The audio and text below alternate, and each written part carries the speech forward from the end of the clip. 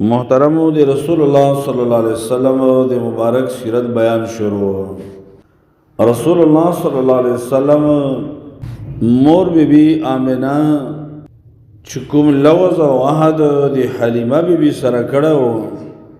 چې هغه رسول الله صلی الله علیه وسلم ته خوی ورکوي هغه موده پوره شوله او مخکې دا بیان شو چې آمنه بی بی کله دا حواله کړه د هغوی په کور کې رحمتونه او برکتونه زیاتېدل. حلیمه بی بی او د هغې خاوند ولیدله عرش کې برکاتو نو 2 کاله بعد د وعدې مطابق خو راوسته او مور بی بی ته راوسته چې دغه موده پوره شوه خو د حلیمه بی بی او د خاوند د دواړو هیره سو چې دا ماشوم د ځان سره بیا بوزي دا بختور او د برکتونو نه ډک ماشوم بیا واپس ځان سره بوزي. همدغسې وکړله آمنه بی بی ته اظهاري او منت وکړله چې دا مونږ سره پرېږده هغې پرېښودله. د رسول الله صلی الله علیه وسلم د عمر مبارک 4 کال شروع شولو نو په دې دوران کې یو ډیره ناشنا واقعه مخې ته راغله او واقعه دا وه چې رسول الله صلی الله علیه وسلم د خپل رضایي خویندو شیما او اونیسا د کور شاته لوبې هم کولې او ګډې بېزې هم ته سره یې نو دې دوران کې دا د مسلم روایت هم ده رسول الله صلی الله علیه وسلم ته یو 2 کسان راغلو دا اصل کې ملائکو او یو روایت کې دی جبریل علیه السلام راغله. رسول الله صلی الله علیه وسلم د ماشومانو نه راونی و رسول الله صلی الله علیه وسلم په ځمکه باندې څملولو او نبی صلی الله علیه وسلم دا سینه دا رسول الله صلی الله علیه وسلم ته وڅیرله او روایت کې دی بیا د رسول الله صلی الله علیه وسلم زړه مبارک هم وڅیرله او حدیث دی مسلم کې دی فاستخرج منه علقه یو د غوښې یو لوټړه ټوکړه شانتې هغه یې ته نه راوښکله او جبریل علیه السلام وی هذا حظ الشیطان منک دا د هغه د تانه د شیطان چې کومه حصه وه هغه مو در لرې کړه. وجه دا ده چې دا زړه چې ده د دې سره په خوا کې شیطان کینی او د دغه ځای نه بیا وسوسې اچوي بدې خبرې اچوي د زړه ته ناکاره سوچونه او ناکاره خبرې وسوسې راچوي. خو دا خو بله نظمونه زړه ده دې زړه ته به الله قرآن نازلوي. دا قرآن نزول چې دی وحی نزول الله ذکر کوي نو الله فرمایي علی قلبک اتا په زړه باندې ځکه دا محل او ځای د وحی ده الله د اوله نه د انتظام د هغې د پاکوالي کوي. دا غوړه ټوکړه یې ترې نه وویستله وایي فرمیل هذا حظ الشیطان منک دا هغه د شیطان د کېناستو د وسوسو ځای هغه د تا نه لرې شو. دا زړه الله پاکوي هغه یې ترې نه لرې کړه. او بیا حدیث کې دی رسول الله صلی الله علیه وسلم دا روایت ده مسلم کې فغسله فی طست من ذهب بماء زمزم بیا د سرو زرو تالیو پلیټ راوړلی شو د رسول الله صلی الله علیه وسلم د زړه مبارکې په زمزم اوبه باندې ووینځي ځکه دا دنیا کې د ټولو نه پاکې او برکتي او خیر والا اوبه دي په دې باندې هغه ووینځله. نو چې کله دا منظر د رسول الله صلی الله علیه وسلم هغه رضایي خویندو ورونو ولید ورور حارث عبدالله ولید نو کور ته رامنډې کور ته راغله او د رسول الله صلی الله علیه وسلم رضایي مور حلیمه بی بی ته ویل چې ان محمدن قد قتل محمد رسول الله صلی الله علیه وسلم هغه قتل کړی شو محمد قتل کړی شو ځکه هغوی ولیدله د رسول الله صلی الله علیه وسلم سینه وڅیرلی شو د رسول الله صلی الله علیه وسلم زړه راوښکلی شو نو بس هغوی دا مور ته پیغام راوړه چې محمد خو قتل کړ شه. هغوی هغه ځای نه را منډې کړلې. محمد رسول الله صلی الله علیه وسلم منتقع اللون، حدیث کې دی رسول الله صلی الله علیه وسلم مبارک رنگ زیړ و، ډېر غبرهاټ و، یرې د وجه نه چې کله دا رسول الله صلی الله علیه وسلم دی ولید ماشوم خپل مور ولیدا حلیمه وینو سره خاون نو دا په ژړا شو. هغوی کې راونی څه شي دی بچیا، هغوی ته وایي چې داسې یو دوه کسان راغلو، زه یې راونیوم او سینه یې راته څیرې کړه، نور زه په ځان باندې نه یم پوه شوم. او د رسول الله صلی الله علیه وسلم مبارک دغه اپریشن چې کوم انس رضی الله چونکې د رسول الله صلی الله علیه وسلم ډېر قریب خدمت 10 کاله خدمت کړی، نو انس رضی الله فرماید قد كنت اثر ذلك المخية في صدر رسول الله صلی الله علیه وسلم، د دغه ستنو د ګنډلو آثار دا ما د رسول الله صلی الله علیه وسلم په سینې باندې ولیدل، ښکارا په باندې لکه څنګه دی انسان اپریشن وشي او بیا زخم وګنډل شي نا آثار د هغې باقي پاتې شي. انس رضی الله فرمایل قد كنت اثر ذلك المخيط، د هغه ستنو او د ګنډلو آثار به ما د رسول الله صلی الله علیه وسلم په سینې مبارک دی. چې کله دا حالت هغه دواړه وکتل نو دواړه ښځه او خاوند ډېر سخت ګبراو. او بیا دا یو کار ګورې رسول الله صلی الله علیه وسلم اپریشن نه ده شوی. امام ابن حجر رحمه الله فتح الباری کې لیکلي 15 کرته د رسول الله صلی الله علیه وسلم د زړه اپریشن دا شوی ده، او بعض محققین فرمایي نه 4 کرته د رسول الله صلی الله علیه وسلم د زړه مبارک دا اپریشن شوی ده. ځکه ورونو اصل شی د انسان په دې بدن کې دا زړه ده. ګوره رسول الله صلی الله علیه وسلم فرمایي الا ان فی الجسد لمضغه، اے ما امتا خبردار ګوره په دې بدن کې و عیسی یو ټوکړه د غوښې ده، اذا صلحت صلح الجسد كله، چې کله دا د غوښې ټوکړه صحیح وي صلح الجسد كله، ټول بدن باغې پسې بیا صحیح. و اذا فسدت، چې کله دا وړه ټوکړه خراب شو فسد الجسد كله، بیا ټول بدن خراب وي. بیا د انسان سترګې غلط، د انسان غوږونه غلط، د انسان خپې غلط، بیا ټول بدن غلط وي. ځکه زړه بادشاه ده. دیو جنا برسول الله صلی الله علیه وسلم د زړه لپاره ځان ته امت ته تعلیم هم ده. دعا وتل یا مقلب القلوب، اے د زړونو اړونکیا ثبت قلبي علی دینک، یا الله دې ما زړه په دین باندې کلک.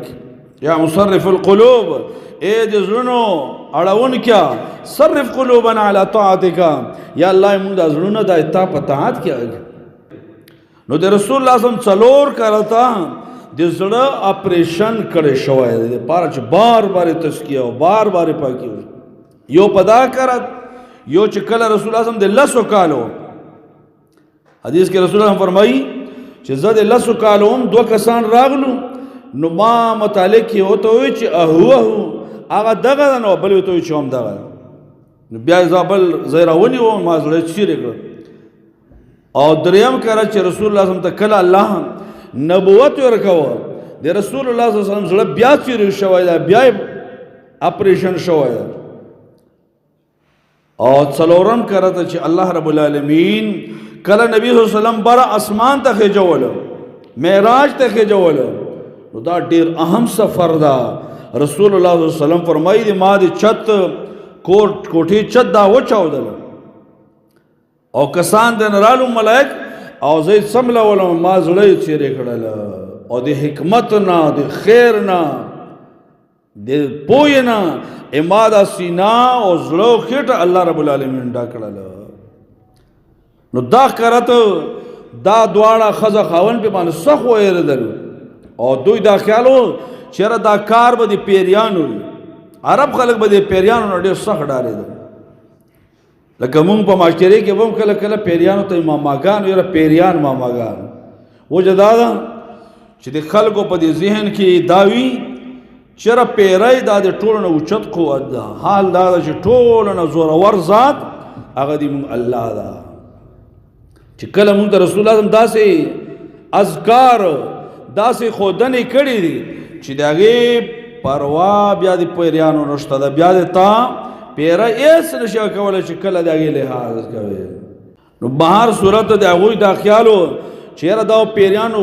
والی وي هسې نه نقصان ورونه رسېږي. نو را روان یې که چېرې بس په خپل روغ جوړ بدن باندې مکې ته بوځو، خپلې مور ته حواله کړو. مور ته چې کله دوی د راوسته، آمینه بی بی حیرانه و چې یو خو دو باره کې تاسو ډېر زارۍ کولې، سوالونه مو کولو چې دا مونږ ته واپس راکړه چې مونږ سره وي او مونږ هم دیر کړه تاسو ته. اوس تاسو څنګه داسې زر راوسته؟ هغوی چې نه څه واقعه نشته. خو بهر صورت آمینه بی بی نه پرېښوده چې ضرور څه واقعه شوې ده چې د هغې د وجې نه تاسو داسې مونږ ته بیا راوسته، مونږ مطالبه نه ده کړې تاسو راوسته. نو هغې ته خیر دا ده چې حال بیان کړو چې دغسې کار شوی. نو آمینه بی بی ته چې نه نه ما بچي ته پیریان ضرر نشي رسولی، ځکه ما بچی دا د نورو بچو ماشومانو په شان دی نه ده. او ټول حال یې ورته بیان کړ چې اول د ما په حمل باندې و، دا د نورو حملونو نه جدا و، د پیدایش هغه د نورو پیدایشونو نه جدا ده. او د ده چې کوم هغه و چې کله دای ما نه پیدا شو، یو رڼا اوچته لاړله او دومره اوچته شوه چې د شام او د بصرې د اوښانو څټونه ښکاره شول یا د هغوی بنګلې ښکاره شول. داسې معمولي انسان نه ده چې پیریان به ده ته ضرر ورسوي. خو په هر صورت هغه سره بیا واپس ولېږل، لاړه سره، ځکه مور یې اجازت وکړه او مور یې تسلي ورکړه. خو چې کله د شپږو کاله شو نو حلیمه بی بی راوسته او خپل مور بی بی آمینه ته حواله کړله. دینه بعد تربیت د رسول الله صلی الله علیه وسلم د خپل مور چې هغه ډېره زیاته مهربانه وه او ډېره زیاته د رسول الله صلی الله علیه وسلم قدردانه مور وه، هغې ته یې حواله کړله، هغې پرورش بیا کوله. دې دوران کې آمینه بی بی چې کله دا بچی راغله نو دا خیال یې وکړه چې هغه په مدینې کې د ده پلار ښخ شوی و د بنو نجار قبیلې د نابغه په کور کې. یاره لاړ به هلته کې رسول الله صلی الله علیه وسلم ماماخېل هم وه، نو دا به لاړ به شو د خاوند قبر به مو وینم او دا خپل ماماخېل سره به میلاو شي. آمینه بی بی هغې اراده وکړه چې خپل بچی هم بوځي رسول الله صلی الله علیه وسلم خپل هم لاړه شي د خاوند قبر به مو ویني. خو ګوره وروڼو یوه قاعده کلیه، قاعده کلیه دا ده چې د رسول الله صلی الله علیه وسلم د نبوت نه مخکې کوم حالات دي په هغې به څوک دلیل نه نشي ګورئ. مونږ په شریعت کې که د هغې موافقت میلاو شي، دلیل به میلاو شي، صحیح ده.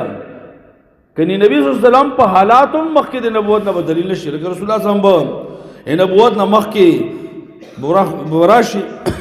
ځان سره به خرچه او توښه واخېسته، غار حرا ته به لاړه او دی کې به پروت اوس څوک داسې نشي کولی چې خرچه واخلي ته په غرونو کې هله چیله وباسي او پلانکي ځای کې پروت ده. اوس به دلیل په هغې باندې څوک نه نیسي. نو نبي صلی الله علیه وسلم ځان سره روان کړل او هغه ځای ته بنو نجار د نبي صلی الله علیه وسلم ماماخېله هغه ځای کې او دې سفر کې بیا ګوره دا کیسه ګو موریان چې دي که نه، یاره هغه ځای ته لاړه او نبي صلی الله علیه وسلم او مور یې و، بیا ځکه مور یې هم ترې مړه شوله او په قبر باندې نبي صلی الله علیه وسلم بېهوشه شوله. دا ټول د کیسې خوږولو دپاره دی. دومره ده چې دا اوس سړی په خپله ځنګل کې راولي چې یو زنانه لاړ شي د شپږو کالو یتیم لاړ شي، دا خپل کیفیت به د زړه په ضرور د غم به وي. خو نبي صلی الله علیه وسلم به بیا وروستو چې کله نبوت میلاو شو نو مدینې ته راغله نو نبي صلی الله علیه وسلم به حالات یادولو. یاره دغه بنو نجار چې وو په دې کلا کې هغوی به ته اوتم وي، دې کیلې په سر باندې د غټه کلا او کلی کور و، دې په سر باندې به زه د جینکو سره چې وا پکې هغه د ما خور اونیسه وه، مونږ به په دې ځای باندې مشغوله کوله. او یو روایت کې دي چې دې دیوال باندې به نبي صلی الله علیه وسلم فرمایي مارغان کېناستل ما به الوځولو، لکه ماشومانو دا عادت وي کور کې په یو ځای کې مارغان کېني نو ماشومان یې الوځوي، ما به الوځولو. بنو نجار کې نبي صلی الله علیه وسلم فرمایي یو تالاب یو میاشتو پای کې ما لامبوم زده کړی و پکې لمبېدل و سړي د بعض د ورکوالي حالات یاد وي نبی صلی الله علیه وسلم ورستم بیا دا یادولو هغه حالات او په هر صورت نبی صلی الله علیه وسلم په غزای کې د مور سره